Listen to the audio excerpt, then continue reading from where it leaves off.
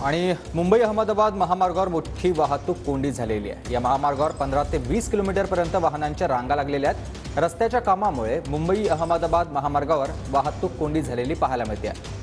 आणि या सगळ्या संदर्भात अधिक माहिती देत आहेत माझे सहकारी गोविंद ठाकूर आपल्याला। गोविंद,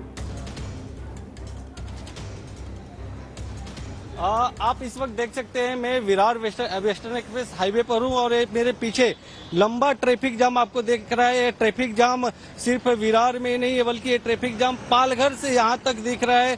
जो वाहन चालक है, जो लोग गुजरात से मुंबई की तरफ आने वाले लोग हैं, उनकी शिकायतें है कि वह करीब 8 से 9 घंटे से इस ट्रैफिक के अंदर फंसे हुए लोग परेशान हैं।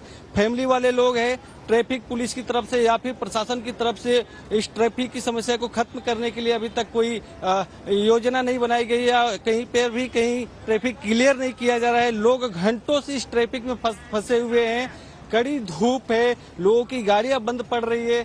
घंटों से लोग इस ट्रैफिक नक्कीच तर आपण बघतोय वाहन चालक सध्या बेजार झालेले आहेत। मोठ्या प्रमाणावरती वाहतूक कोंडी झालेली आहे।